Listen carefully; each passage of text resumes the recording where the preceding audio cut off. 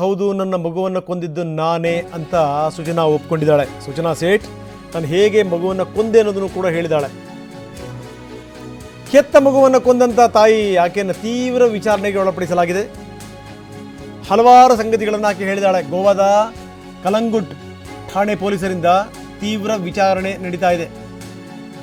ಸುಜನಾ ಸೇಠನ್ನು ಸ್ಥಳಕ್ಕೆ ಕರೆದೊಯ್ದು ಮಹಜರು ಮಾಡ್ತಾ ಇದ್ದಾರೆ. ರೂಮ್ ನಂಬರ್ 404 ಈಕೆ ಅಲ್ಲಿದ್ದು ಓಡಾಡಿದ್ದು ಎಲ್ಲ ವಿವರಗಳನ್ನು ಕೂಡ ಪೊಲೀಸರು ಕಲೆ ಹಾಕಿದ್ದಾರೆ. ಅವಳಿದ್ದಂಥ ಹೋಟೆಲ್ಗೆ ಕರ್ಕೊಂಡು ಹೋಗಿ 404 ಆಕೆಯ ರೂಮ್ ನಂಬರ್ ಅಲ್ಲಿಗೆ ಹೋಗಿ ಎಲ್ಲ ವಿವರಗಳನ್ನು ಕೂಡ ಪೊಲೀಸರು ಕಲೆ ಹಾಕಿದ್ದಾರೆ. ಸ್ಥಳ ಮಹಜರು ನಡೆಸ್ತಾ ಇದ್ದಾರೆ ಪೊಲೀಸರು.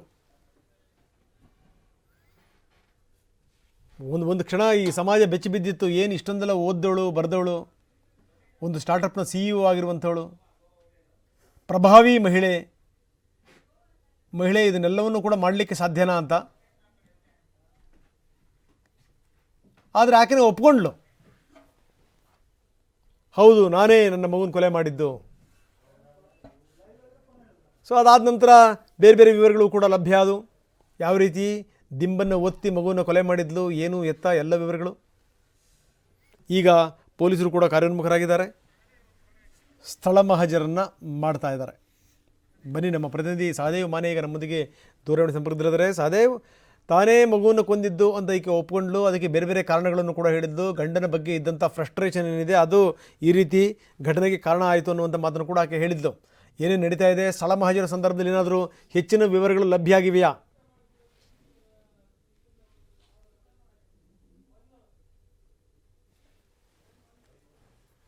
ಈ ಒಂದು ಹೋಟೆಲ್ಗೆ ಕರೆದುಕೊಂಡು ಬಂದು ಸ್ಥಳ ಮಹಜರು ಮಾಡಿರುವಂತದ್ದು ಇದು ಈ ಒಂದು ಪ್ರಕರಣದ ಬಹುಮುಖ್ಯ ಅಂಶ ಅಂತ ಹೇಳ್ಬೋದು. ಯಾಕಂದ್ರೆ ಕಳೆದ 3 ದಿನಗಳಿಂದ ಈ ಒಂದು ಸುಚನಾ ಸೇಠ್ ಅವರನ್ನ ನಿರಂತರವಾಗಿ ವಿಚಾರಣೆಯನ್ನ ನಡೆಸ್ತಾ ಇದ್ರು. ಎಲ್ಲೋ ಒಂದು ಕಡೆ ಮಾನಸಿಕ ಖಿನ್ನತೆಗೂ ಕೂಡ ಈಕೆ ಒಳಗಾಗಿದ್ಲು ಅನ್ನುವಂತ ಮಾಹಿತಿ ಕೂಡ ಇತ್ತು. ಇದರಿಂದ ಮನೋರೋಗ ತಜ್ಞರಿಂದ ಕೂಡ ನಿನ್ನೆ ಚಿಕಿತ್ಸೆಯನ್ನ ಕೊಡಿಸಿ ಒಂದು ಹಂತದಲ್ಲಿ ತಮ್ಮ ಸುಪರ್ದಿಗೆ ಕಂಟ್ರೋಲ್ಗೆ ತೆಗೆದುಕೊಳ್ಳುವಂತ ಕೆಲಸವನ್ನ ಪೊಲೀಸರು ಮಾಡಿದ್ರು. ಇವತ್ತು ಏನು ಸದ್ಯ ಈಗ ಆ ಒಂದು ಹೋಟೆಲ್ ಏನಿತ್ತು, ಹೋಟೆಲ್ನಲ್ಲೇ ಈ ಒಂದು ಘಟನೆ ಕೊಲೆ ನಡೆದಿತ್ತು. ಆ ಒಂದು ಘಟನೆಗೆ ಸಂಬಂಧಪಟ್ಟಂತೆ ಇವತ್ತು ರೂಮ್ ನಂಬರ್ 404 ಕೂಡ ಕರೆದುಕೊಂಡು ಹೋಗಿ ಅಲ್ಲಿ ಯಾವ ರೀತಿಯಾಗಿ ಈಕೆ ಪ್ಲಾನ್ ಅನ್ನ ಮಾಡಿದ್ಲು ಮತ್ತು ಮಗುವನ್ನ ಹೇಗೆ ಕೊಲೆ ಮಾಡಿದ್ಲು ಅನ್ನುವಂತ ನಿಟ್ಟಿನಲ್ಲೂ ಕೂಡ ಆ ಒಂದು ಪರಿಶೀಲನೆಯನ್ನ ನಡೆಸಿರುವಂತದ್ದು ಮತ್ತು ಆಕೆಯಿಂದಲೂ ಕೂಡ ರೂಮ್ ನಲ್ಲಿ ಖುದ್ದು ಮಾಹಿತಿಯನ್ನ ಪಡೆದುಕೊಂಡಿರುವಂತದ್ದು ಮತ್ತು ಯಾವೆಲ್ಲ ವಸ್ತುಗಳನ್ನ ಬಳಕೆ ಮಾಡಿದ್ಲು, ಅದರ ಜೊತೆಗೆ ಹೇಗೆಲ್ಲ ಆ ರೂಮ್ ಅನ್ನ ಈ ಒಂದು ಮಗುವಿನ ಕೊಲೆಗೆ ಬಳಕೆ ಮಾಡಿಕೊಂಡಿದ್ಲು ಅನ್ನುವಂತಹ ನಿಟ್ಟಿನಲ್ಲೂ ಕೂಡ ಆಕೆಯಿಂದ ಮಾಹಿತಿಯನ್ನ ಪಡೆದುಕೊಂಡು ಮಹಜರು ಮಾಡಿ ನಂತರ ಆ ಒಂದು ಹೋಟೆಲ್ ಸಿಬ್ಬಂದಿಗಳು ಮತ್ತು ಮ್ಯಾನೇಜರ್ ಅದರ ಜೊತೆಗೆ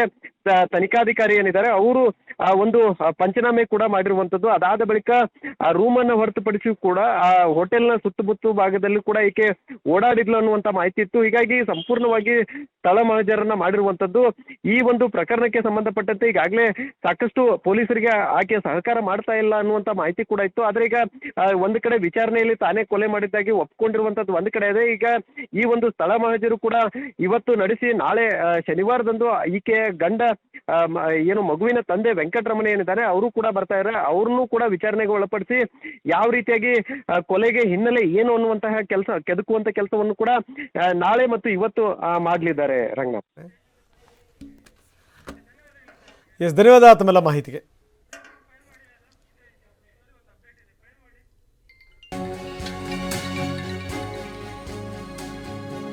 ಹಂತಕಿ ಸುಜನಾ ಕರಾಳ ಮುಖ ಮತ್ತಷ್ಟು ಬಯಲಾಗಿದೆ.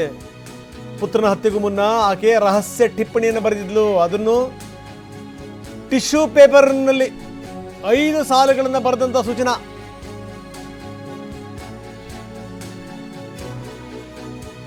ಟಿಶ್ಯೂ ಪೇಪರ್ನಲ್ಲಿ ಆಕೆ ಏನು ಬರೆದಿದ್ದಾಳೆ ಅದರಲ್ಲಿ ಏನಾದರೂ ಸತ್ಯ ಅಡಗಿದೆಯಾ?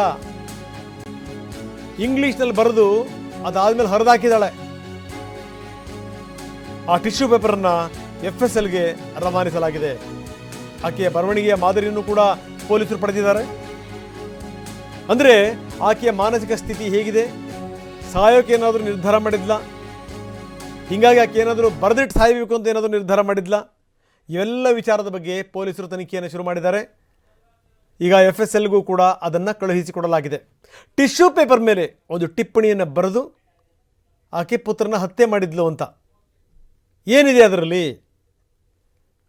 ಇವೆಲ್ಲ ವಿಚಾರಗಳನ್ನು ಕೂಡ ಪೊಲೀಸರು ಕಲೆ ಹಾಕ್ತಾ ಇದ್ದಾರೆ. ಏನಾದರೂ ಆಕೆ ಮಾನಸಿಕ ಸಮಸ್ಯೆ ಇತ್ತು ಆಕೆಗೆ? ಹೆತ್ತ ತಾಯಿ ಮಗುವನ್ನೇ ಕೊಲ್ತಾಳೆ ಅಂತಂದ್ರೆ ಏನರ್ಥ? ಹಲವಾರು ಉತ್ತರ ಸಿಗದ ಪ್ರಶ್ನೆಗಳಿವೆ ಇದರಲ್ಲಿ.